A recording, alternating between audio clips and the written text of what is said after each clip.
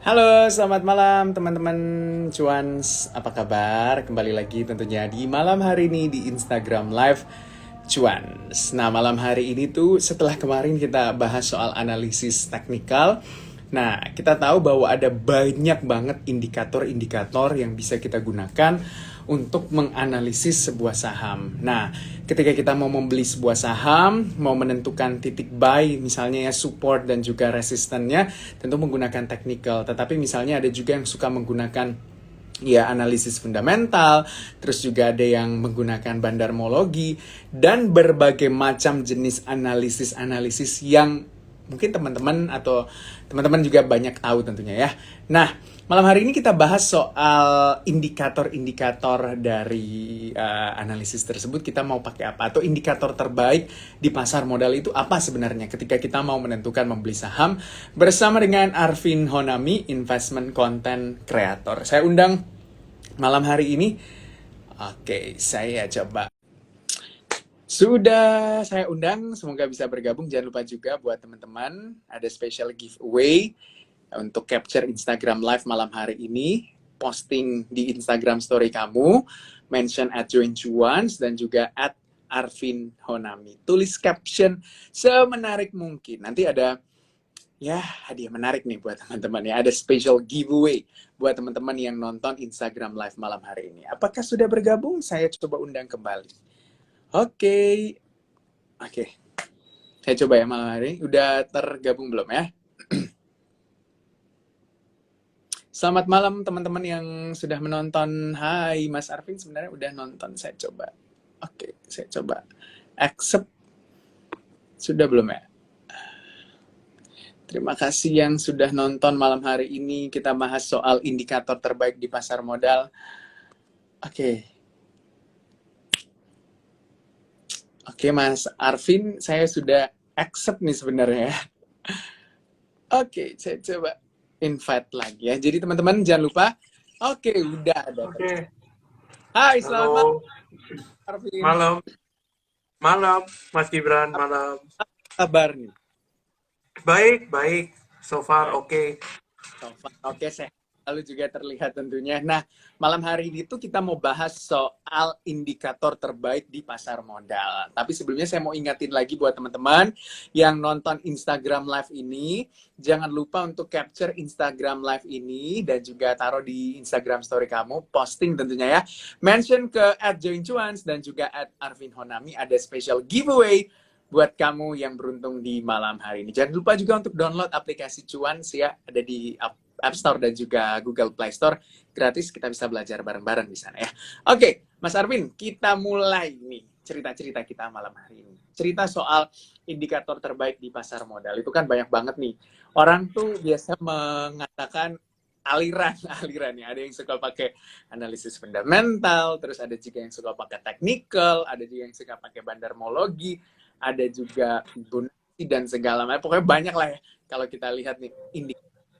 Nah, kalau untuk Mas Arvin sendiri nih, biasanya nih menggunakan indikator apa sebelum membeli saham? Oke, saya pribadi percaya gitu ya, kalau tidak ada satupun analisa yang 100% benar dan 100% bagus gitu ya. Nggak ada satupun. Cuma memang kita bisa mengkombinasikan beberapa gitu ya. Mungkin setiap orang akan berbeda-beda. Cuma kalau dari saya pribadi cenderung untuk melihat dari makroekonomi dulu biasanya. Saya ngelihat dari makroekonomi secara luas dulu, arahnya kemana nih. Nah, setelah lihat arahnya, baru ngecek. Biasanya kan kita ngecek flow uangnya ya, flow uangnya lari kemana, lalu kita bisa tahu nih, oh ini kalau misalnya komoditas larinya ke batu bara nih. Nah, kita habis lihat batu bara ini, lalu kita lihat per emitennya, yang mana yang lebih baik daripada yang lain. Itu menggunakan analisa fundamental. Terakhir, baru kita lihat dari sisi teknikalnya, apakah memungkinkan untuk kita masuk, dan resikonya berapa persen. Itu sih. Jadi mungkin sedikit bertahap gitu ya. Mungkin kalau saya sendiri akan mengkombinasikan ke mungkin hampir makroekonomi, fundamental, teknikal, lalu bandarmologi juga. Jadi semua saya kombinasikan untuk menjadi satu proper analisa yang valid gitu ya. Mungkin itu sih, Mas Gibran. Hmm. Oke, jadi mengkombinasikan banyak indikator-indikator sebelum menentukan posisi di sebuah saham gitu atau sebelum membeli sebuah saham. Memang kalau kita lihat kalau Mas Arvin ini sangat lengkap ya untuk indikatornya. Nah, buat teman-teman juga yang mau bertanya, saya persilahkan ada kolom Q&A di bawah, bisa langsung tulis pertanyaannya, nanti saya angkat naik untuk saya bacakan dan dijawab sama Mas Arvin tentunya. Nah, soal analisis mulai dari makroekonomi tadi ya, terus masuk ke fundamental dan juga teknikalnya. Nah, kalau biasa kan ada orang bilang, emang perlu di makroekonomi atau perlu nggak sih tahu makroekonomi atau perlu nggak sih tahu isu ekonomi? Perlu nggak sih sebenarnya? Ada juga yang kadang mengesampingkan hal tersebut. Oke, oke. Jawabannya perlu-perlu tidak perlu tergantung dari profil investor masing-masing. Kan ada orang yang kan ada mungkin investor-investor yang mungkin melihat dari sisi ekonominya baru ngelihat dari perusahaannya atau sektoralnya. Ada juga investor-investor yang melihat dari perusahaannya baru dia melihat dari sektoralnya apakah mendukung atau tidak. Dan itu kedua hal itu sah-sah saja. Nah, cuma masalahnya adalah untuk kita tahu gitu ya, flow uangnya itu pada lari kemana dan sebagainya, maka kita harus mengerti ekonominya. Saya kasih contoh deh, misalnya contoh kalau teman-teman tahu kan ini tren suku bunga mau naik gitu ya.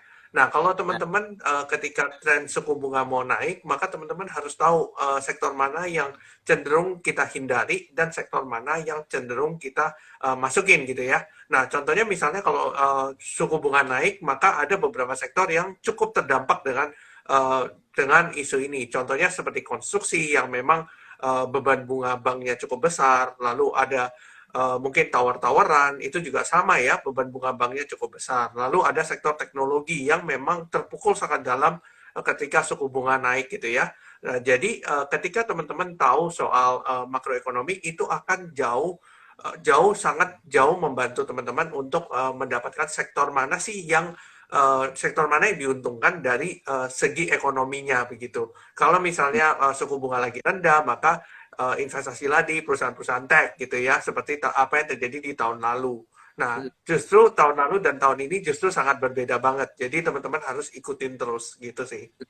oke, berarti itu sangat penting. Penting nggak penting sebenarnya, tapi bisa juga menjadi saya bisa bilang jadi apa ya, isu besar, terus bisa juga mendrive juga market tentunya kalau kita lihat bagaimana kondisi makroekonomi. Jadi bisa mempengaruhi psikologis dari para investor, utamanya mungkin foreign investor ya, yang duitnya gede-gede kalau mau masuk ke market domestik kita atau masuk ke indeks harga saham gabungan. Nah, bicara juga soal analisis nih, kita cerita satu persatu misalnya. Fundamental nih. Oh, Mas Arvin sendiri, gunain analisis fundamental tuh apanya sih sebenarnya yang perlu diperhatikan sebelum memulai membeli saham? Oke, kalau kita bicara soal fundamental tadi kita cerita ya, fundamental itu kan tidak hanya sebatas angka. Nah, kebanyakan orang adalah mungkin mereka melakukan analisa fundamental hanya berdasarkan angka atau rasio-rasio keuangan. Padahal sebenarnya kalau kita bilang analisa fundamental itu sangat jauh dari itu. Nah, mungkin saya kasih contoh sedikit. Misalnya contoh waktu harga saham batu bara itu masih rendah-rendahnya gitu ya, dengan pendapatan yang mungkin harga call-nya masih rendah sekali. Nah, kalau orang menggunakan laporan keuangan di zaman yang lalu gitu ya, menggunakan harga acuan yang lama, maka naiknya harga itu menyebabkan fundamentalnya jadi mahal karena rasio keuangannya belum mengikuti. Tetapi pastinya ada investor-investor yang mengerti tentang situasi dan kondisi ini yang mengambil kesempatan ketika harganya masih rendah. Nah, ketika harganya masih rendah, ternyata laporan keuangannya membaik gitu ya di kuartal-kuartal berikutnya, ternyata langsung rasio keuangan yang tadi menjadi under value, malah tidak over value lagi. Nah, makanya mungkin itulah gunanya sedikit kombinasi antara makroekonomi dengan mikroekonomi perusahaannya, supaya kita bisa tahu nih, oh oke, perusahaan ini memang dulunya mahal, tapi ketika terjadi sesuatu atau menjadi turnaround story, ternyata jadi murah. Nah, inilah yang mungkin teman-teman bisa pakai untuk mendapatkan mutiara terpendam itu. Gitu sih. Ya, jadi tetap melihat juga bagaimana kondisi ya, terkini gitu ya, baik bisa dikatakan secara makroekonomi. Tapi kalau lihat fundamental nih, itu kan banyak banget nih, ada PBV, ROI dan banyak lagi PBV, terus juga book value-nya, rasionya dan segala macamnya, price earning rasionya juga. Nah, kalau untuk Hmm. Mas Arvin sendiri biasanya gunain analisis fundamental untuk membeli saham buat medium term atau long term? Oke, Kalau menggunakan analisa fundamental, kalau untuk long term, pastinya kita harus membutuhkan analisa fundamental ya, karena kita harus tahu sebenarnya apakah perusahaan ini tuh layak untuk dihargai sekian gitu ya, berdasarkan hasil keuangannya. Cuma yang menjadi problem adalah kita juga harus tahu nih, ketika kita membeli sebuah perusahaan, memang waktu laporan keuangannya lagi buruk-buruknya, memang harganya rendah gitu ya. Nah, ternyata di berikut-berikutnya, ternyata sektornya itu tidak mendukung gitu ya, untuk perusahaan itu untuk perform.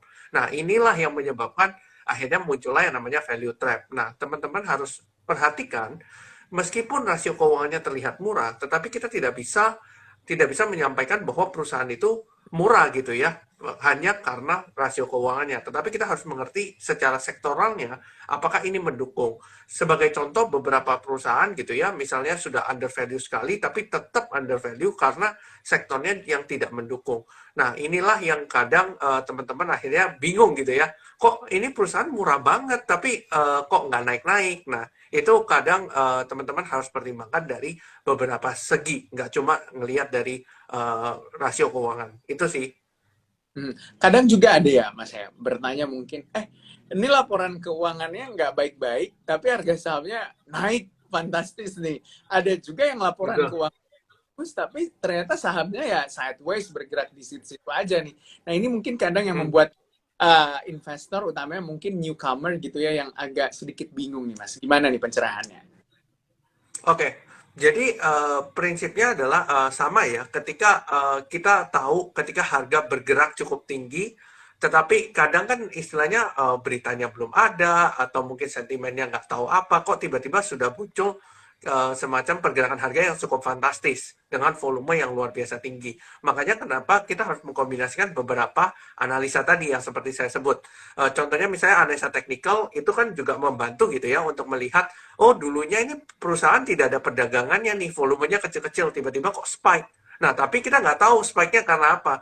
Nah, dari situlah kita menganalisa apakah ada kemungkinan perusahaan ini seperti ada turnaround story, padahal keuangannya juga masih buruk gitu ya, masih belum kelihatan apa-apa, tapi kok sudah ada orang yang chip in gitu ya, istilahnya chip in modal untuk membeli perusahaan ini. Nah, mungkin ada sesuatu yang kita masih belum tahu, tapi mereka sudah tahu.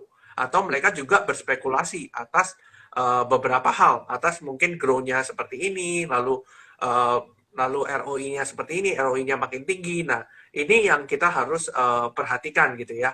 Jadi mungkin seperti itu sih cara melihatnya, supaya kita tahu, oh perusahaan yang stay under value, kadang ya under value terus gitu. Nah, karena memang tidak ada lonjakan volume atau tidak ada orang yang berminat gitu ya untuk beli perusahaan itu. Gitu sih. Ya, itu dia ya pencerahannya. Halo Mas Agus Hundadi, ada komen ya teman-teman juga buat yang mau nanya, saya persilahkan buat taruh di kolom Q&A, nanti saya angkat pertanyaannya buat dijawab sama Mas Arvin. Jangan lupa juga untuk capture Instagram Live ini, lalu taruh di Instagram story kamu, mention ke @joinsuans dan juga @arvinhonami, tulis caption semenarik mungkin, nanti ada special giveaway buat teman-teman yang sedang menyaksikan Instagram Live ini. Terima kasih buat teman-teman yang sedang menyaksikan. Kita lanjutkan kembali diskusi kita. Saya angkat dulu satu pertanyaan, soalnya udah ada banyak nih pertanyaan, tapi saya angkat satu dulu. Oke, ini dia. Cara screening saham itu gimana ya kok? Apa aja yang harus diperhatikan? Nah, ini mungkin ya. Mungkin Oke. juga bagi baru-baru juga agak sedikit butuh pencerahan. Oke. Oke, cara screening basically mungkin akan berbeda-beda, tetapi saya mungkin akan jelasin cara saya gitu ya. Cara saya akan melirik dari makroekonominya dulu, lihat arah ini kemana. Misalnya contoh perang Rusia dengan Ukraina, maka komoditas akan naik dan sebagainya, maka kita harus lirik ke komoditas gitu ya. Tapi komoditasnya juga milih-milih gitu ya, komoditasnya apa. Nah, contoh misalnya Rusia itu di-ban untuk batu baranya dan sebagainya. Nah, kita melirik ke arah sana. Nah, setelah kita melirik ke arah sana, maka kita harus memilih emitennya. Nah, ketika kita memilih emiten, maka saya akan cari beberapa saham, mungkin seleksi gitu ya. Misalnya batu bara mungkin ada beberapa saham, mungkin Adaro, ada ITMG, ada macam-macam gitu ya. Nah, saya akan cocokkan fundamentalnya dengan teknikalnya, serta flow uangnya kemana. Contoh misalnya flow uangnya, oh lari ke saham A atau saham B. Nah, kita harus perhatikan kenapa kok flow money-nya ini ke saham A dan saham B gitu ya. Nah, kita istilahnya menebak-nebak apa yang menyebabkan flow money ini ke arah sini. Nah, setelah itu baru kita cek, oh broker sahamnya begini misalnya. Oh, ada yang ngambil besar nih. Oh, ini brokernya A, B, C. Nah, broker A, B, C ini kita lihat ngambil besar kenapa ya gitu loh. Kita kita mengira-ngira kenapa, lalu kita cocokkan sama fundamental yang biasanya. Kalau saya mau swing agak panjang, saya cocokin sama fundamentalnya, apakah masuk reasoningnya, kenapa harga ini masih bisa terdrive naik, baru lihat teknikalnya untuk entry point-nya. Gitu sih caranya. Oke, kalau Mas Arvin sendiri tipikalnya ini seorang day trade atau swing trade atau long term atau seperti apa nih Mas? Kalau boleh tahu. Oke, kalau saya lebih ke arah swing trade ya. Jadi saya jarang scalping gitu ya, karena mungkin waktu yang terbatas, jadi lebih enak swing sih kalau saya gitu. Oke, lebih enak swing ya. Nah, biasanya kan kalau swing itu lebih enak sih sebenarnya ketika memang mau melakukan screening saham karena waktunya juga agak lebih panjang gitu kalau mau screening. Nah, kalau kita lihat nih beberapa orang-orang yang melakukan swing tentunya biasanya rata-rata ya banyak sih sebenarnya melihat indikatornya. Ada yang ketika melihat volumenya gede, break resistnya, terus juga ada yang beli ketika memang lagi downtrend, terus ternyata ada reversal. Contohnya misalnya hari ini kalau kita lihat Arto ya, itu hari ini tuh naiknya fantastis 19%. Kalau kita lihat candlenya sebenarnya juga bagus, volumenya juga cukup gede gitu. Nah, gimana nih kalau Mas Arvin beli sahamnya itu ini bicara teknikal berarti ya. Nah, Ya, ketika resist atau disupport atau memang lagi downtrend terus ternyata ada indikasi reversal pembalikan arah. oke. Kalau saya pribadi, saya punya prinsip bahwa saya nggak pernah nangkep pisau jatuh gitu ya. Kebanyakan orang Ya, kan berusaha untuk menangkap pisau jatuh, menangkap bottom gitu ya. Nah, ya, kalau ya. saya pribadi, saya nggak pernah ini ya, maksudnya nggak pernah menebak bottom. Saya yang bisa lakukan adalah saya tunggu reversal. Kenapa? Karena saya tahu nih, ketika terjadi reversal, maka ada terjadi demand power di level tertentu, di level harga tertentu. Nah, karena terjadi reversal di level tersebut, maka saya nggak perlu menebak-nebak, oh ini sudah bottom nih, ini sudah bottom nih. Tapi ketika harga saham sudah melewati harga yang sudah istilahnya lebih tinggi gitu ya secara level, itu sudah mengindikasikan bahwa harga saham ini sudah cukup murah bagi pelaku pasar.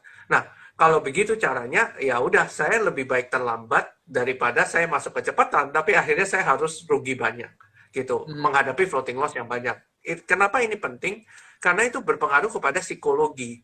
Kadang teman-teman kalau mungkin nangkep pisau jatuh gitu ya, nangkep pisau jatuh, beli terus dan modalnya habis gitu ya, ternyata pas sampai bottom, ternyata akhirnya cut loss di bawah gitu. Karena melihat persentase ruginya udah banyak.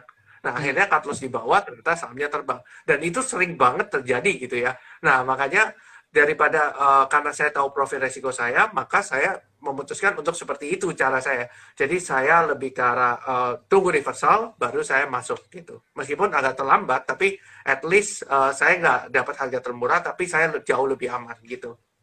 Dapat konfirmasi lah istilahnya, dapat Ya, konfirmasi yang meyakinkan buat naruh positioning dengan benar karena ya benar tadi apa Mas Arifin bilang nggak ada yang tahu bottoming dari sebuah saham itu kita nggak pernah tahu mau kemana gitu ya. Jadi memang membutuhkan reversal yang terkonfirmasi dengan candle-candle secara teknikal juga. Nah, kalau bicara soal teknikal lagi nih, biasanya juga ada yang memperhatikan, utamanya mungkin yang scalping ya. Ini scalping yang copet-copet harian nih biasanya itu memperhatikan bid offer. Terus juga ya dulu sih ada broker summary ya pada saat perdagangan ya. berjalan. Terus memperhatikan running trade, bid offer dan segala macamnya. Nah, gimana nih mungkin buat teman-teman yang suka scalping itu apa saja sih indikator-indikator mungkin yang perlu diperhatikan juga?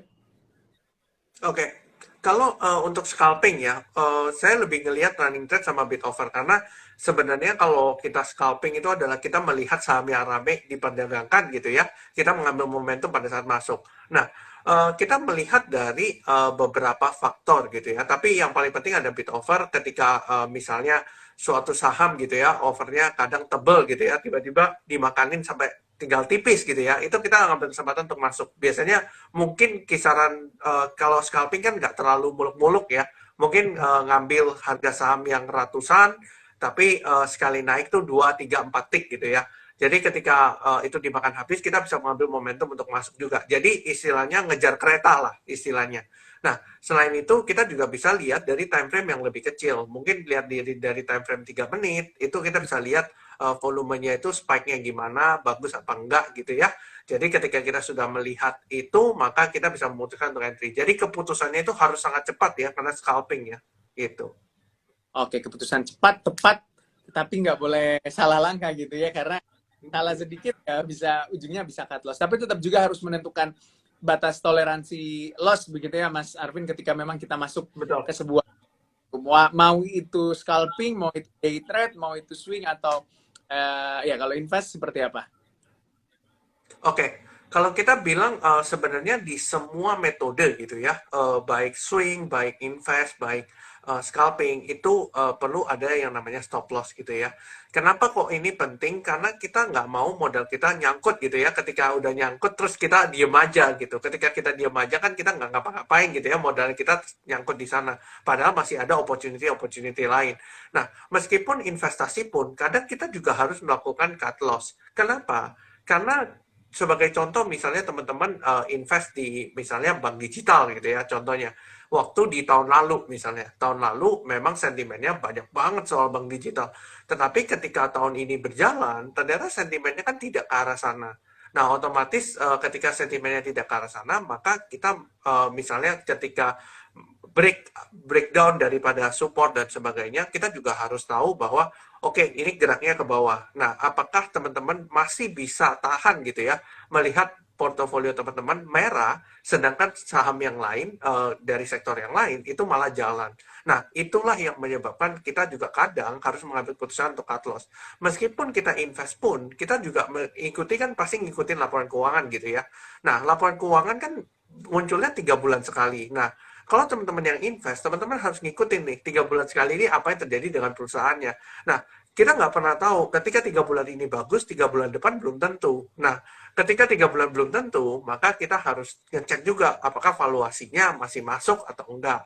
Atau misalnya keuangannya ini masih aman nggak sih untuk kita hold gitu. Nah, inilah yang menjadi pertimbangan teman-teman juga. Jadi nggak cuma invest terus nggak cut loss juga salah juga gitu menurut saya. Oke, yang penting jangan cut loss-nya konsisten. Kalau konsisten cut loss tiap hari gitu, untung jadinya bukan cuan, Iya, sedekah. betul. Kita ngasih ke. Oke, nah buat teman-teman yang sedang menyaksikan Instagram Live ini, terima kasih sudah menyaksikan. Halo, apa kabar? Tadi saya melihat ada beberapa influencer ternama, ada Cici Alin, terus ada Ci Olive. Selamat datang, terima kasih sudah menyaksikan. Buat teman-teman juga yang sedang menyaksikan Instagram Live di malam hari ini, boleh capture, mention di Instagram story kamu, mention ke @joincuans dan juga @arvinhonami, tulis caption semenarik mungkin. Dan juga nanti bakal ada special giveaway buat kamu. Buat teman-teman juga yang mau tanya, saya persilahkan dengan hormat. Ada waktu dan tempat dipersilahkan. Q&A ada di bawah kolomnya. Nanti kok Arvin akan menjawabnya. Saya angkat satu dulu ya. Ini dia. Ini mungkin lebih kepada melihat secara lebih luas nih. Kita bahasnya ya. Ini dari Mas Taufik Ardian. Beberapa hari terakhir nih, foreign masih net sell nih. Tapi IHSG rebound hijau. Perlu was-was nih, karena mungkin di drive-nya dari domestik gitu ya, Mas. Ya, oke. Nah, ini sangat menarik gitu ya, ketika teman-teman melihat sebuah foreign flow. Nah, kalau teman-teman lihat foreign flow ya, foreign flow itu sebenarnya nggak berhenti dari bulan Januari, kurang lebih ya, sampai saat ini. Itu waktu itu sempat akumulasinya sekitar belasan sampai puluhan triliun. Tetapi memang ketika waktu itu Lebaran, ketika habis Lebaran, tanggal 9 Mei itu buka gitu ya, langsung drop 4% dan dengan distribusi yang luar biasa. Nah, even pada saat naik pun di saat-saat ini juga masih net sell juga. Nah, teman-teman harus ingat, ketika teman-teman lihat gitu ya, harga IHSG naik gitu ya, ketika IHSG naik itu sebenarnya apa yang drive sih sebenarnya IHSG naik ini? Kalau teman-teman lihat beberapa hari terakhir, sebenarnya yang mendrive IHSG itu sebenarnya Goto ya. Kalau teman-teman lihat Gotonya luar biasa naiknya, IHSG-nya juga ikut terkerek. Nah, itulah mungkin teman-teman bisa perhatikan juga asingnya itu larinya kemana dan cenderung net sell, net buy-nya kemana. Nah, kalau melihat net buy-nya kemana, kita bisa tahu tuh kira-kira sektor mana yang kita harus masukin, sektor mana yang harus kita hindarin. Nah, Hmm. jadi teman-teman kalau perhatikan mungkin beberapa hari terakhir mungkin lihat Unilever gitu ya, selalu di jajaran atas gitu ya, di top buy gitu ya. Nah, teman-teman harus memperkirakan kenapa saham Unilever itu malah menjadi menarik buat asing gitu. Jadi teman-teman bisa perhatikan. Dan memang kita harus was-was dengan kondisi ketika asing malah net sell, tetapi IHSG-nya masih naik aja gitu sih. Oke, nah itu dia menarik sebenarnya perbincangan kita di malam hari ini. Buat teman-teman yang mau bertanya, saya persilahkan. Tadi sempat menyinggung melihat sektor mungkin yang menarik nih beberapa hari terakhir atau beberapa pekan terakhir. Boleh bocoran ya kalau Ko Arvin sendiri sedang lirik sektor apa nih? Oke, kalau sekarang ini saya masih melihat sektor komoditas masih bagus sebenarnya. Cuma memang, nah sebenarnya tinggal menunggu konfirmasi di mana dia bergerak naik setelah konsolidasi turunnya. Selain itu ada sektor consumer ya yang cukup menarik karena memang kalau kita lihat Unilever selalu menjadi jajaran atas terus ya, meskipun beberapa hari terakhir juga sudah tidak. Cuma sektor consumer ini masih cukup menarik dan memang arah flow uangnya ke sana. Nah, pertanyaannya adalah mungkin orang-orang bertanya gitu ya, kenapa kok sektor consumer ini kok jadi menarik gitu ya di tengah IHSG yang mungkin cenderung drop gitu ya, tapi saham consumer bisa naiknya 10-15%. Nah, jadi teman-teman kalau tahu memang IHSG itu kan di drive sama big banks ya, dan memang kalau big banks ini cenderung penggerak IHSG dan memang akumulasinya sudah terjadi sangat lama sekali ketika terjadi di bulan Januari gitu ya, dari bulan Januari itu big bangs terus. Nah, sekarang wajar sekali kalau memang asingnya melakukan profit taking di sektor yang index mover gitu ya. Nah, sekarang mereka harus memindahkan uangnya gitu ya setelah profit taking ini kemana. Nah, sebenarnya kalau teman-teman lihat ketika di luar sana, di asing sana memang Amerika sudah ribut soal inflasi dan sebagainya, mungkin ada kenaikan suku bunga, dan ini kan menyebabkan sebuah volatilitas pasar gitu ya, di mana inflasi bikin investor lebih panik gitu ya. Jadi orang-orang cenderung stay cash gitu ya, stay out from the market. Nah, ketika kita ngomong stay out from the market, maka sektor-sektor yang tidak terlalu terdampak dengan ini adalah consumer. Dan teman-teman lihat ketika consumer, memang consumer rally gitu ya. Dan ini persis terjadi ketika terjadi pandemi di tahun 2020.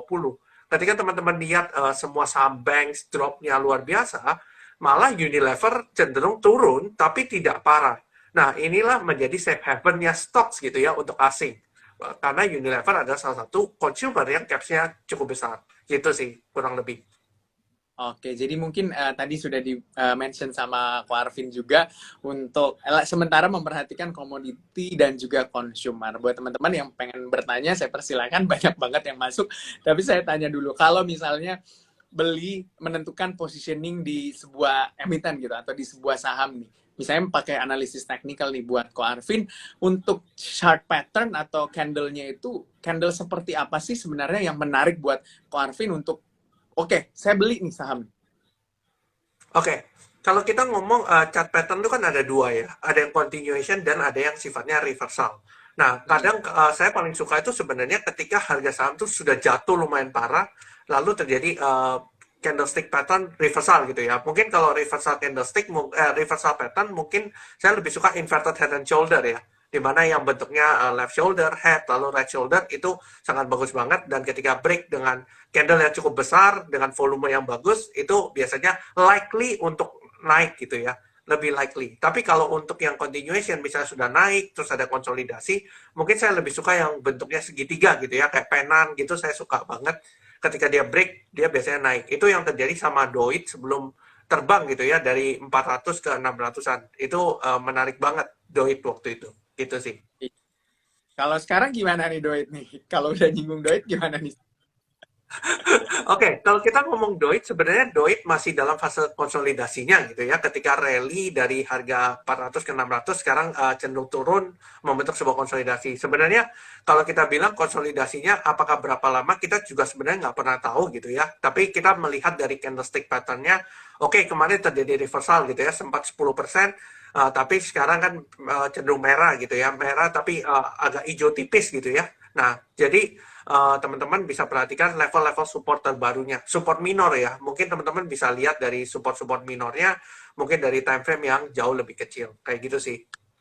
Oke, kita angkat nih pertanyaannya. Kalau Arvinnya udah banyak banget yang ngantri daripada saya diprotes gitu, nggak diangkat-angkat pertanyaannya. Oke. Naikkan satu-satu. Oke, ini dulu nih. Kok kalau FOMO sama saham yang lagi manggung, tapi kita udah punya trading plan dan risk yang terukur, boleh nggak sih? Gimana tuh? Oke, oke. Jawabannya boleh. Karena kita kan tahu misalnya contoh, misalnya kita lihat nih, kita sudah punya trading plan tapi keburu terbang nih. Nah, biasanya yang saya lakukan adalah ketika dia sudah terbang, saya nggak masuk semua dulu nih. Saya biasa masuk cuma 20-30%. Nanti saya akan lihat beberapa candlestick berikutnya. Kalau teman-teman mungkin yang mungkin di depan komputer terus mungkin akan ngikutin dari time frame yang lebih kecil. Cuma kalau teman-teman yang agak swing gitu ya, atau mungkin jarang lihat komputer, mungkin teman-teman bisa masuk dulu di awal 30%, nanti mendekati akhir sesi teman-teman lihat candle-nya. Kalau candle-nya masih bagus gitu ya, teman-teman bisa add position lagi. Tapi kalau enggak, teman-teman at least masih pegang cash 70% untuk nembak di bawah. Jadi teman-teman masih punya peluru gitu ya. Jadi jangan sampai teman-teman ketika masuk all in gitu ya, ketika dia turun, teman-teman istilahnya nggak ada peluru lagi nih untuk nembak di bawah. Jadi itu sih. Jadi boleh FOMO, tapi pengendalian money managementnya itu yang penting. Gitu sih. Oke, kalau Ko Arvin sendiri gimana nih money manajemennya? Belinya, Oke. cicilnya Oke, kalau misalnya mungkin agak berbeda situasi dan kondisinya. Mungkin misalnya kalau harga, misalnya kayak tadi gitu ya, harga sahamnya cenderung naik, tiba-tiba kita sudah punya trading plan, kok naik gitu ya. Nah, jadi kalau saya biasanya adalah saya chip in dulu 30% lah paling di awal, terus saya lihat nih candlestick-candlestick berikutnya atau beberapa hari, atau ketika dia sudah break resistennya dengan volume dan candle yang cukup baik, pada saat closing, ya udah saya nambahin lagi. Mungkin up to 60-70%. Sisanya 30% apabila terjadi turun. Atau misalnya ketika naik rally, lalu ada koreksi, nah koreksinya yang berikutnya setelah rally itu saya ngambil biasanya. Gitu sih oh, caranya saya sih. oke, semoga terjawab ya teman-teman ya. Ini pertanyaannya, ini ada menarik juga pertanyaan, tapi ada di kolom komentar. Buat teman-teman yang mau bertanya, ada di kolom Q&A juga saya persilahkan. Tapi saya baca yang di kolom komentar karena menarik. Ini mungkin bagi Rom ini, dia seorang scalper ya, karena dia ini lihat bid lebih besar dari offer, tapi kenapa ya harga malah turun bahkan ARB nih akhirnya. Gimana nih? Wah. Oke, oke. Jadi ini yang mungkin teman-teman banyak salah gitu ya, salah pengertian. Karena bid yang tebal itu adalah berupa uang gitu ya. Karena bid itu kan uang, over tuh kita punya barang. Nah, kalau bidnya tebal gitu ya, berarti kan dia berusaha nahan harga supaya dia bisa jualan. Nah, dia pasang barangnya di kanan, dia tahan bidnya supaya orang itu lihat bidnya tebal, mereka HK gitu ya, HK hajar kanan langsung. Nah, otomatis ketika barang-barang si orang ini sudah terjual semua, bidnya dicopot. Ketika bidnya dicopot, ARB lah itu harga sahamnya. Karena mereka juga tidak punya kepentingan untuk ngangkat harga lagi karena barangnya sudah habis terjual ketika orang-orang HK di offer tadi. Nah, itu sih teman-teman. Jadi justru kalau buat saya, yang menarik itu malah yang offernya tebal. Kenapa? Karena ketika offernya tebal, berarti kan orang itu punya barang gitu ya. Dia jemur barangnya di offer, dia mau mengambil di harga yang lebih rendah pastinya. Makanya harga tidak digerakin. Ketika dia sudah cukup barang, apa yang terjadi? Ada dua hal. Satu hal mereka tarik offernya, lalu di HK sama orang-orang, atau mereka HK nih dengan broker yang lain. Kayak gitu sih. Jadi ini ada beberapa metode, tapi teman-teman bisa perhatikan bid offernya baik-baik gitu. Karena teman-teman mau scalping kan. Gitu sih. Ya. Kadang juga ada yang bilang ini fake bid gitu ya, ini fake bid nih ya. Betul. Terus tiba-tiba bidnya banyak, tiba-tiba wah hilang dalam sekejap dari jutaan lot, tiba-tiba cek hilang tinggal 1.000 atau Iya. mungkin 2.000 lot gitu. Nah ini berarti harus benar-benar diperhatikan juga ya bagi teman-teman ya, Ko Arvin. Betul, karena teman-teman harus lihat antriannya gitu ya. Misalnya contoh 1 juta lot, tapi antriannya cuma 20 gitu ya. Berarti kan kita secara average kita harus mikir bahwa, oh ini kok antriannya aneh ya. Maksudnya kalau kita ngomong 1 juta lot, berarti harus ada banyak antrian dong, bahwa itu antrian ada organik. Nah, kalau teman-teman mau doing extra miles gitu ya, teman-teman bongkar aja antriannya. Misalnya contoh 100.000 lot. Loh, antrian palsunya kok banyak banget, misalnya 70-80 ribu lot. Nah, sisanya berarti kan cuma 20 ribu lot. Nah, ketika 80.000 lot dicabut, teman-teman harus perhatikan, loh ini apa yang terjadi kalau 80.000 lot ini dicabut gitu. Dan teman-teman ketika beli, jangan sampai teman-teman nggak bisa keluar gitu. Hmm. Ketika teman-teman beli, nanti kalau nggak bisa keluar kan repot kan gitu loh. Karena bidnya udah dicabut semua, teman-teman nggak bisa buang kiri, kayak gitu sih. Hmm, oke nih ada juga yang Mas Alfik bilang kalau Factbit tuh seringkali terlihat punya pola dan juga rapi. Jangan lupa juga perhatiin volume juga sebenarnya ya kok ya. Kalau jangan Betul, sampai bisa beli tapi nggak bisa jual barang nih. betul, betul. Mhm. Nah itu tuh. Nah saya angkat lagi pertanyaan nih dari teman-teman yang bertanya di malam hari ini. Oke, saya angkat dulu nih. Kok Arvin pernah nggak sih all in di satu saham gitu? Oke, pertanyaan yang bagus, cuma saya nggak pernah all in gitu ya. Saya nggak pernah all in di satu saham. Even saya sudah masuk pun, saya biasanya sih nggak masuk 100%. Karena cuma 80-70% dia udah terbang gitu ya, dan saya biarin aja. Karena memang saya sudah punya 80% slot untuk masuk gitu ya.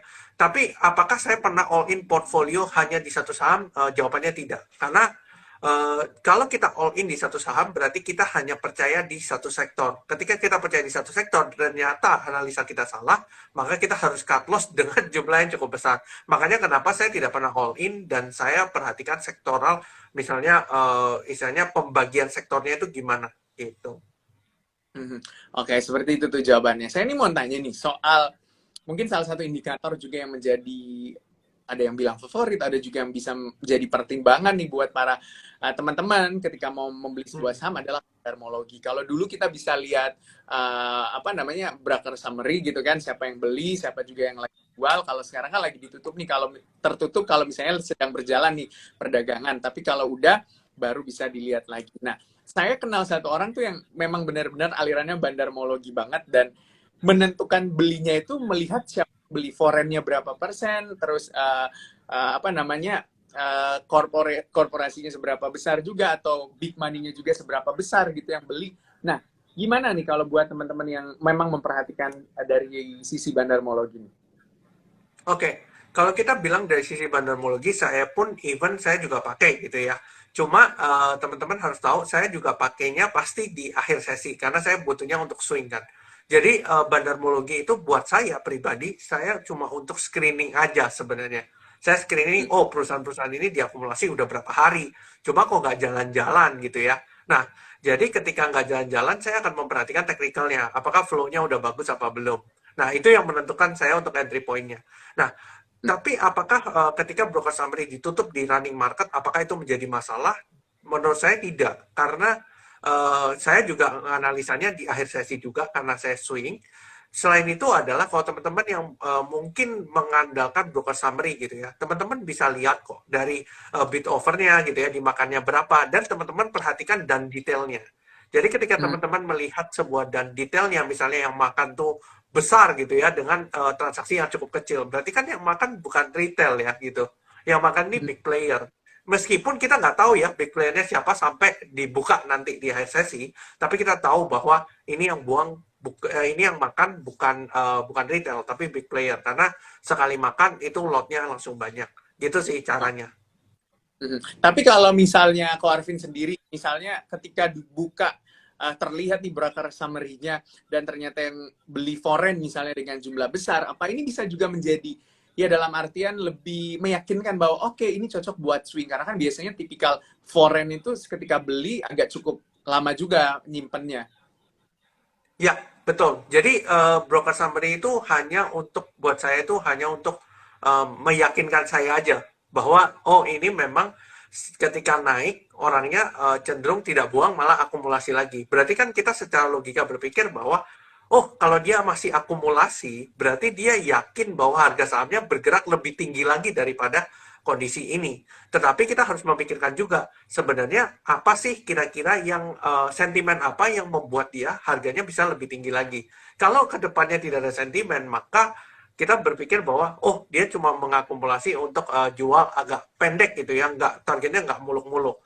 Contoh misalnya perusahaan-perusahaan, misalnya contoh ya, let's say perusahaan CPO gitu ya. Kalau teman-teman perhatikan perusahaan CPO kan sideways ya, nggak kemana-mana setelah larangan ban ekspor. Nah, ternyata perusahaan-perusahaan ada beberapa perusahaan di sektor tersebut yang justru diakumulasi gitu ya. Nah, teman-teman ketika lihat sektornya juga sideways gitu-gitu aja, nggak berubah. Nah, tetapi kita kan istilahnya kalau memikirkan orang akumulasi gitu ya, kita memikirkan, oh jangan-jangan sebentar lagi memang dibuka gitu ya, ekspor CPO-nya, jangan-jangan. Nah, ternyata benar ya, ketika hari ini muncul berita bahwa memang CPO dan minyak goreng sudah mulai boleh ekspor lagi. Mulai pertanggal 23 kalau tidak salah. Mungkin minggu depan gitu ya. Nah, itu kan menjadi sentimen lagi kan buat CPO lagi. Nah, itu cara mungkin framework saya untuk menganalisa itu seperti itu caranya. Oke, itu dia cara menganalisanya. Saya angkat pertanyaan, jangan lupa untuk capture Instagram Live ini, screenshot, taruh di Instagram story kamu, mention @joincuans, dan juga @arvin monami, tulis caption semenarik mungkin, nanti ada special giveaway dari Cuans tentunya untuk kamu. Nah, saya mau naikin, tapi ini rata-rata jujur ya, kok yang bertanya itu adalah menanya sebuah emiten gitu, gimana view-nya, terus juga gimana teknikalnya. Saya angkat satu-satu ya, kok ya. Ini mungkin buat Oke, teman-teman juga boleh.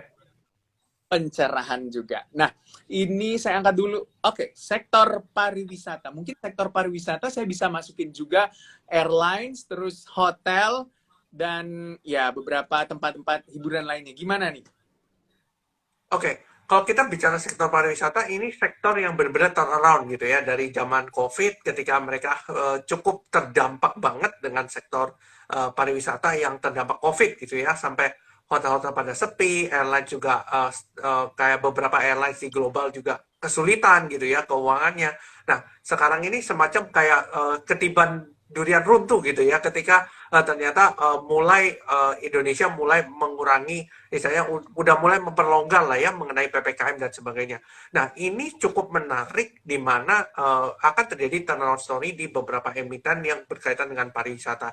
Even ketika Lebaran pun teman-teman bisa perhatikan gitu ya, ketika Bali sangat penuh sekali, lalu beberapa tempat pariwisata juga sangat penuh, maka kita bisa mempertimbangkan, oh jangan-jangan memang sektor pariwisata ini menarik. Nah, tinggal teman-teman memperhatikan emitennya yang mana, yang itu yang punya potensial gitu ya. Mhm. Oke, tinggal perhatikan yang mana. Ada yang komen di situ, CMPP pernah kali ya cuan di CMPP pada saat CMPP naik-naiknya gitu. Selamat happy cuan kalau pernah cuan di CMPP, saya ucapkan. Saya naikin lagi pertanyaan, banyak banget yang bertanya. Oke, ini dia. Naik nggak sih? Oke, bank digital naik bond atau bisa swing terbatas nih, kok?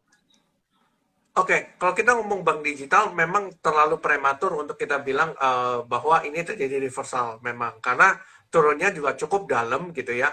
Nah, apakah ini sebuah technical rebound untuk sementara karena belum terjadi reversal yang cukup baik gitu ya? Mungkin bisa terjadi reversal karena even kayak beberapa saham seperti Arto pun istilahnya turunnya kan sudah ARB berhari-hari dan hari ini naiknya 20%. Nah, tapi apakah 20% itu merepresent bahwa saham ini akan menjadi uptrend lagi? Menurut saya kok terlalu prematur gitu ya untuk menyampaikan bahwa oh ini sudah reversal nih gitu.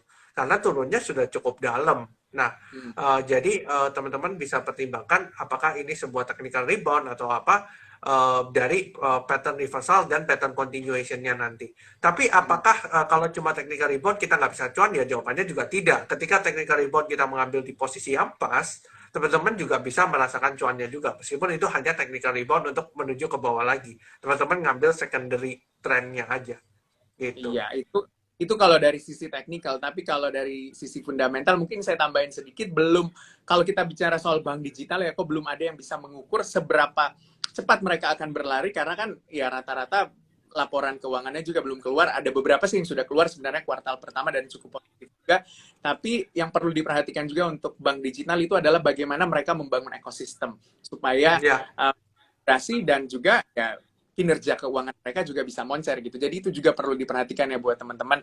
Oke, kita naikkan lagi. Ini ada yang bertanya, saya naikkan satu tapi saya langsung gabung. Oke, ini SCMA. Ada juga yang bertanya MTK kok. Nah, gimana nih SCMA oke. sama Oke, SCMA itu sebenarnya kalau saya tidak salah ingat ya, itu sudah tertahan di supportnya kalau nggak salah. Memang supportnya agak jauh ya, masih agak jauh dari sekarang. Cuma memang SCMA ini belum terlalu banyak sentimen yang bisa membantu gitu ya untuk mengerek harganya SCMA ini.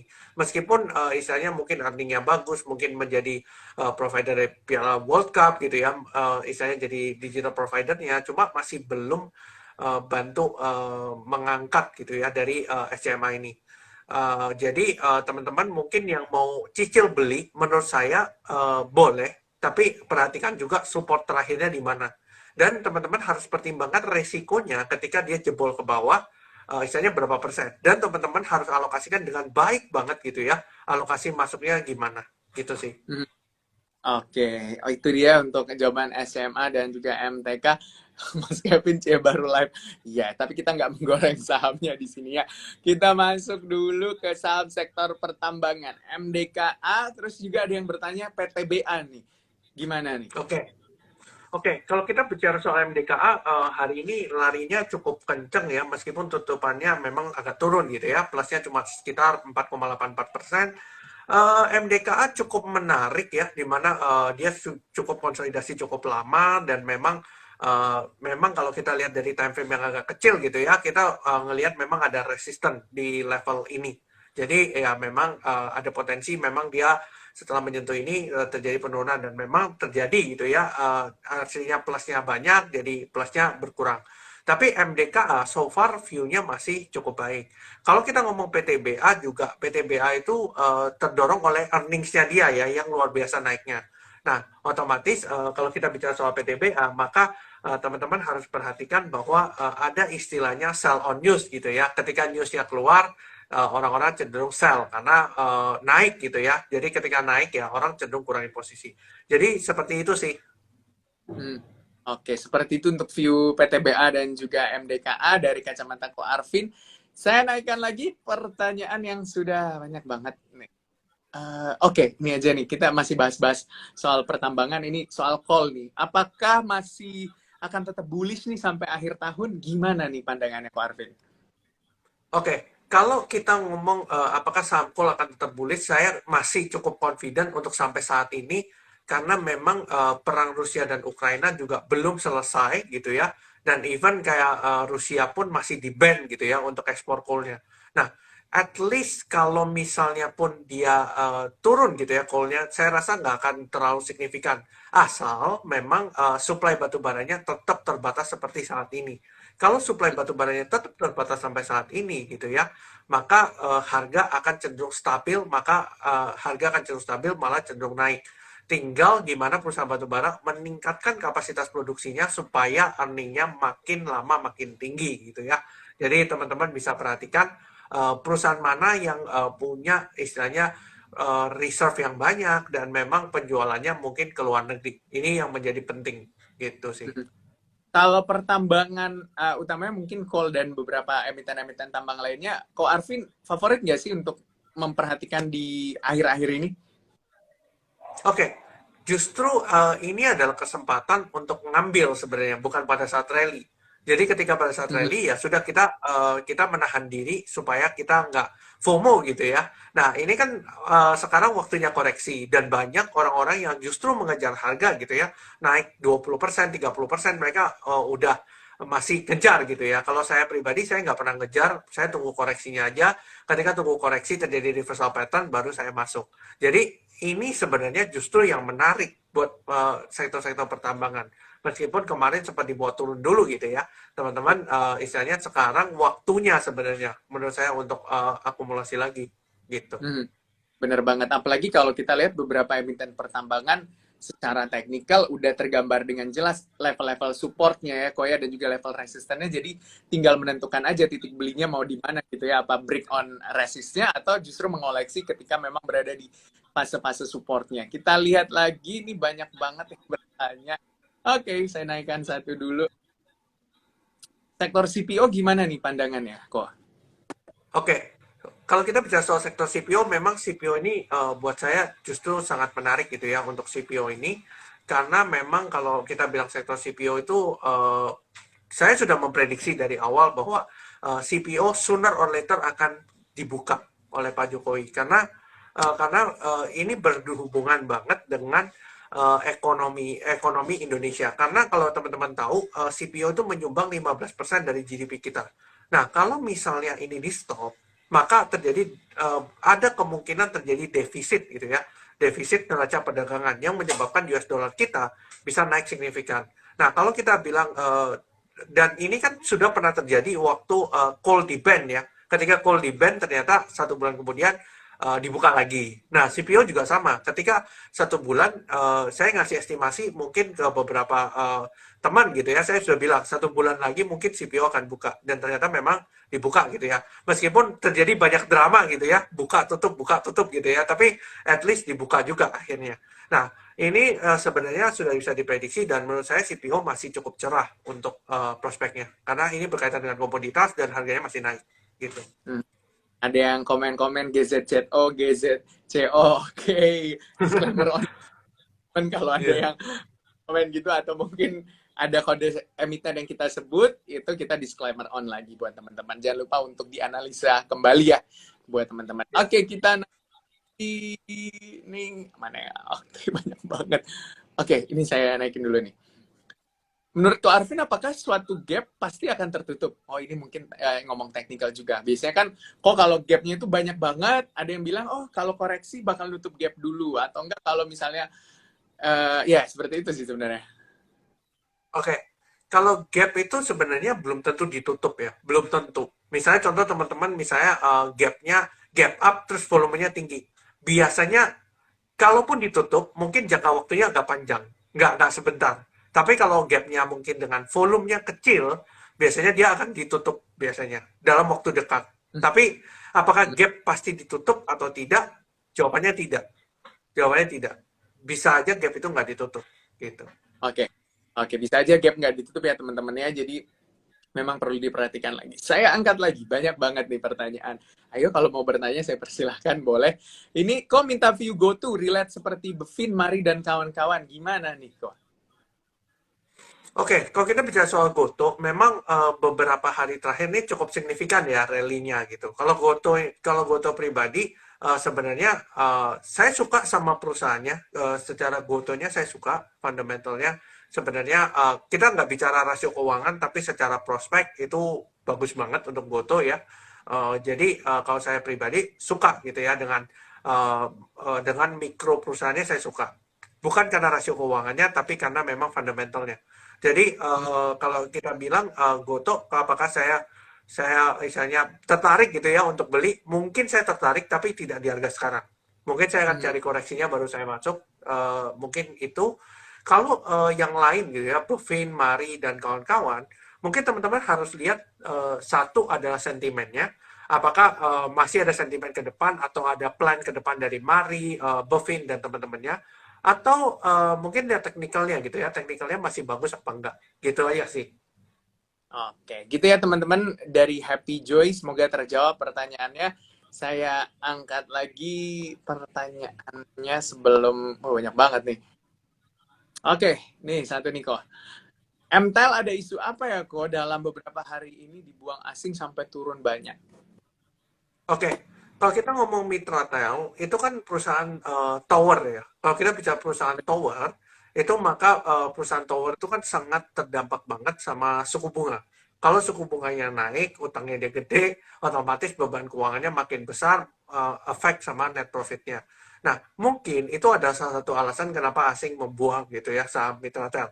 Tapi kita harus perhatikan apakah ketika asing buang itu pasti turun? Jawabannya juga tidak. Teman-teman harus perhatikan juga broker summary-nya siapa yang nampung dan sebagainya. Itu banyak fase analisanya. Cuma analisa dasar saya adalah kalau misalnya suku bunga naik itu cukup terdampak gitu ya perusahaan tower-toweran, terutama perusahaan tower-toweran yang tidak punya story gitu ya, tidak punya story mungkin merger acquisition atau yang lain-lain. Kecuali perusahaan tower yang memang ada sentimen gitu ya, mau diakuisisi siapa, nah itu mungkin akan lain ceritanya. Cuma kalau misalnya dia tidak ada story akuisisi dan sebagainya, mungkin akan cenderung terdampak negatif dari naiknya suku bunga gitu sih. Oke, saya naikin lagi ke temennya tower-toweran adalah telco-telcoan, XCL, gimana nih? Oke, kalau kita bicara soal Excel, Excel tuh sebenarnya cukup menarik ya. Waktu sempat dia rally cukup kenceng, waktu itu nggak cuma Excel ya, waktu itu ISAT juga sama. Jadi dua emiten ini memang Excel dan ISAT itu naiknya cukup kencang. Dan ini sebenarnya adalah fase koreksi dari Excel dan ISAT tersebut, karena dia rally-nya sudah cukup kencang, otomatis harus ada koreksi yang cukup sehat. Even naiknya, misalnya Excel naiknya 30%, kalau turunnya 15%, itu masih sangat wajar banget gitu ya dari topnya. Nah, yang bikin gak wajar adalah ketika kita ngambil posisi terlalu atas dan melihat koreksinya 15%, itu jadi gak wajar gitu.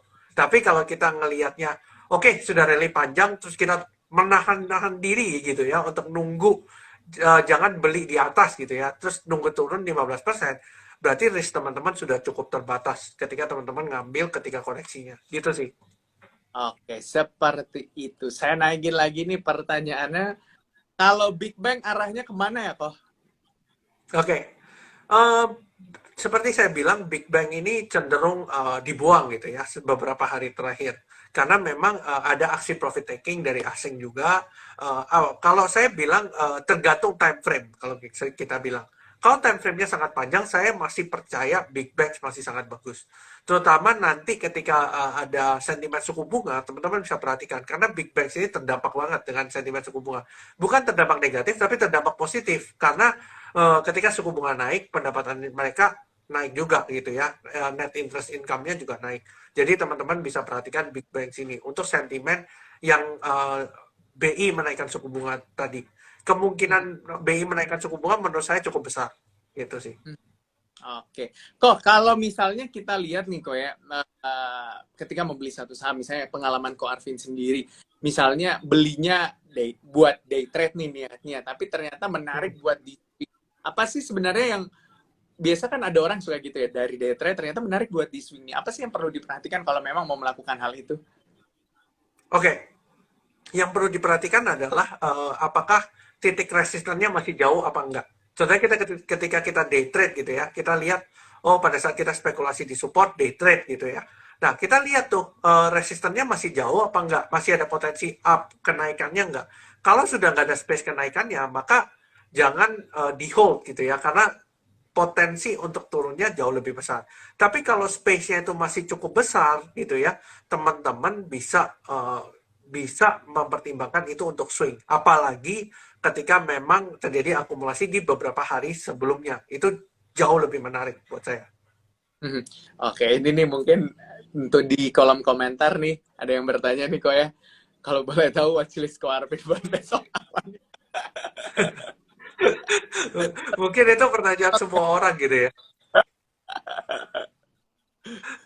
Oke, kalau watchlist saya nggak jauh-jauh dari sektor pertambangan tadi seperti yang saya cerita gitu ya. Mungkin teman-teman bisa lihat pertambangan batu bara gitu ya. Teman-teman bisa lihat. Kalau saya sih personally, saya masih yakin perusahaan batu bara itu masih oke gitu ya. Dan teman-teman bisa perhatikan sektor-sektor yang mendukung perusahaan batu bara. Karena perusahaan batu bara itu tidak bisa kerja sendiri. Perusahaan batu bara itu harus butuh kontraktor pertambangan, harus butuh shipping. Nah, teman-teman bisa perhatikan sektor-sektor itu daripada teman-teman ngejar perusahaan pertambangan yang sudah naik rally tinggi, teman-teman bisa kejar perusahaan-perusahaan yang masih belum jalan gitu sih. Mhm. Oke, saya habiskan aja ya pertanyaannya kok biar semuanya Boleh, terjawab di malam. Saham teh dan juga boleh. bank digital menarik nih kok. Oke, kalau kita bicara soal makronya, makronya lagi tidak ke arah sana kalau saya lihat ya. Karena bank digital tuh relate banget sama tech. Saham tech itu seperti saya bilang, secara siklus kalau ketika suku bunga naik itu buruk gitu ya buat tech. Teman-teman bisa teman-teman bisa relate sama perusahaan-perusahaan di luar gitu ya. Teman-teman bisa lihat Nasdaq gitu. Ketika the Fed kan sudah naikin suku bunga berkali-kali dan teman-teman lihat apa yang terjadi sama Nasdaq, turunnya luar biasa signifikan. Dan itulah yang terjadi di bank digital kita dan perusahaan tech yang ada di Indonesia juga sama. Karena ketika The Fed naikin suku bunga, BI juga akan tentu naikin suku bunga juga. Jadi teman-teman bisa pertimbangkan, oke, apakah ini menarik atau teman-teman mau swing agak pendek aja mengambil secondary trendnya untuk mengambil cuannya aja jangka pendek gitu sih. Untuk SMDR gimana nih kok? Masih aman untuk beli sekarang? Mungkin lihatnya ke sektornya juga ya untuk logistik seperti apa nih?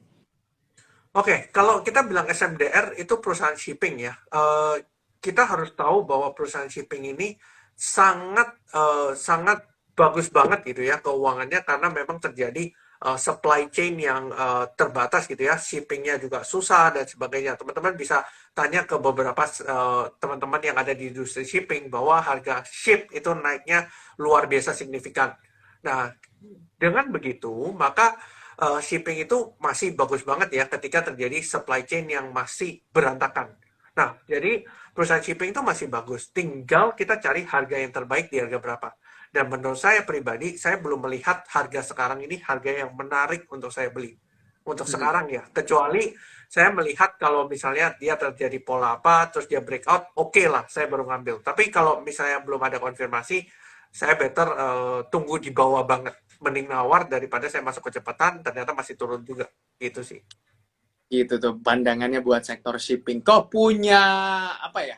Mungkin masukan, pesan buat teman-teman yang sedang memang berjuang di market, baik itu dia seorang trader, terus swing atau mungkin investor gitu yang jangka panjang. Untuk sebelum membeli saham, masukannya seperti apa? Apa yang perlu benar-benar dipertimbangkan? Oke, yang perlu dipertimbangkan adalah teman-teman harus belajar terus gitu ya. Saya percaya bahwa ketika kita di setiap fase dari saham itu sendiri kita belajar sesuatu gitu ya. Kita nggak pernah berhenti belajar dari misalnya contoh market misalnya di bulan Mei ini lagi berdarah-darah gitu ya. Padahal di bulan Januari sampai April itu bagus-bagusnya. Nah, teman-teman harus tahu bahwa memang pasar saham itu seperti itu. Ketika rally cukup kencang, pasti akan ada koreksinya. Dan tinggal kita gimana caranya bijak-bijaknya untuk istilahnya mengambil sebuah keputusan. Karena ketika kita misalnya pasarnya lagi turun gitu ya, kita kan tidak mungkin all in di satu harga. Karena kita tahu ini kemungkinan turunnya masih ada. Nah, otomatis yang kita harus siapkan apa? Yang kita harus siapkan adalah cash kita gitu ya. Jangan sampai kehabisan peluru. Ketika turun ya kita masih bisa untuk akumulasi lagi. Jadi yang teman-teman harus perhatikan adalah teman-teman harus punya ilmunya, money managementnya, sama belajar terus. Jangan pernah berhenti belajar. Even saya pun masih belajar sama orang-orang yang maksudnya punya pandangan yang berbeda gitu ya. Itu sih. Ilmunya, money manajemennya, dan juga terus belajar itu buat teman-teman yang sedang memang menjadi pelaku pasar hari ini, mau itu tipikalnya seperti apa, mau swing, mau day trade, mau scalper, atau apapun itu, semoga semuanya cuan selalu setiap hari, dan benar-benar ketika membeli suatu saham, posisinya benar-benar tepat ya, jadi nggak cut loss, atau mungkin nggak average down gitu ya, kalau memang sedang masuk di pasar gitu ya. Corvin, terima kasih untuk waktunya di malam hari Thank ini, you. karena waktu terbatas. Terima kasih buat Ko Arvin untuk waktunya Terima sudah kasih. meluangkan Instagram Live di malam hari ini. Buat teman-teman yang sudah nonton juga terima kasih untuk waktunya. Semoga sehat selalu. Jangan lupa follow @joincuans dan juga @arvinhonami. Dan juga teman-teman akan mendapatkan special giveaway yang sudah menonton dan juga mengcapture Instagram Live malam hari ini dan upload di Instagram story-nya. Terima kasih buat teman-teman. Sehat selalu, cuan selalu pokoknya. Jangan lupa untuk saksikan terus Instagram Live Cuans. Nanti kita update lagi, tentunya jangan lupa follow makanya ya, jadi bisa tahu kapan ada Instagram Live lagi. Buat kita belajar bareng-bareng, jangan lupa juga untuk download aplikasi Cuans di Google Store dan juga App Store tentunya, Google Play Store dan juga App Store, gratis, daftar di sana, kita bisa belajar bareng-bareng. Sampai jumpa lagi di Instagram Live selanjutnya, see you! See you.